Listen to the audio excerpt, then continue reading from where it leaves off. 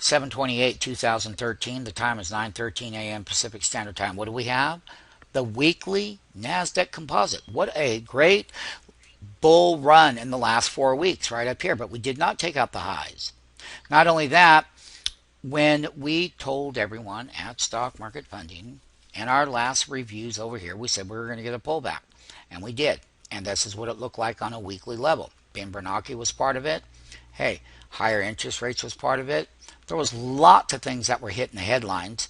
Then when he came out with his statements, it started to rally in this week right here. And then we've topped out these last couple of weeks right up here at resistance. What I want to tell everyone is that we're extremely in the overbought area. I'm going to show the 60-minute chart of how the broader names, when you got to 35.75 here, that you rallied right back up. Yeah, you started intraday with 60-minute sells now, 60-minute chart. Yes, but when you got to the bottom, you rallied right back up here. See, we started with the gap down, left elbow here in that 60-minute, and we came right back up, but we continued to make lower lows all the way down here. These last lows were broke.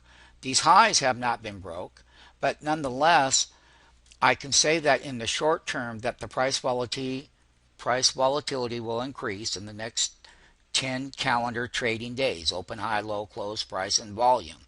One of the things that we are going to experience is that we're halfway through the earnings season. The earnings haven't been all that great. I mean, eBay missed. Intel missed. Google missed on the top line. There's other ones. Go look at our after-hour earnings reports. Get your information there. So we're going to take a look and see if we start another 60-minute bar on Monday like this. Because if we do, that means that the markets would come down on an intraday level, but they're very strong because you can see that ascending bottom base in price. Every time it comes down, it dips. That means that the leadership in the NASDAQ 100, the NASDAQ composites, all the stocks on the NASDAQ, but it has a 100 index. And that NASDAQ 100 index looks like the same thing. I will show it here very quickly on the NASDAQ. But I want you to see the NASDAQ 100 volatility relative to this volatility that we've been having. So let me show it to you. The bull, the TQQ bull, look at where that is on a 60-minute level. So this is relative to the NASDAQ 100. This bull is. That's what I'm telling you.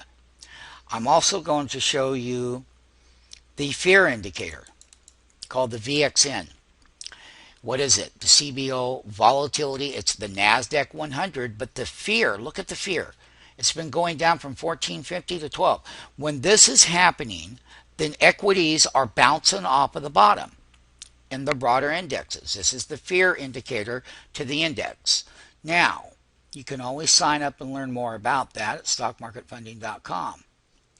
So when we look at things like the actual NASDAQ 100 on a 60-minute level, this is not the NASDAQ comp, it's the NASDAQ 100, but the broader part, the leadership of that NASDAQ 100, of the 100 stocks, so 5 of them could be a big move. Or Apple could have been a big move because Apple was going higher from its earnings, and that propelled us from every correction that we got. But the tops are going to get exhausted. And the volatility in the NASDAQ 100 and the composite, here's the composite. The composite that I showed you is right here. This is NASDAQ 100. And I'll come back to that. I showed the bull. And this is the most important one relative to that NASDAQ composite. They both look the same, but this is a 100 index MMT. And I'm really emphasizing what will happen when we gap up. We would look for an immediate reversal and the correction to take place in the NASDAQ 100, NASDAQ composite, and the fear indicator, the VXN, that I showed is at historical lows.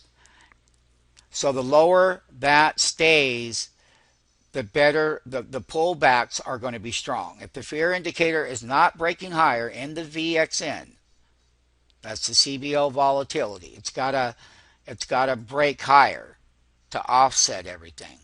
So we'll be taking a look at it very, very in depth on a lower volume market.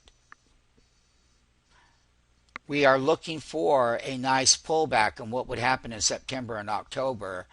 And in the middle of August, it's going to be very light volume anyways, the dog days of summer, until we get into where asset allocation models start to take their toll in that month of September and the month of October, and how we would have a huge fall rally in the next earnings cycle, which would come to us in October. And that's when markets like to rally up into January, Thanksgiving. We'll talk about Christmas coming. We'll talk about lots of things that the market can do within its seasonality time frames.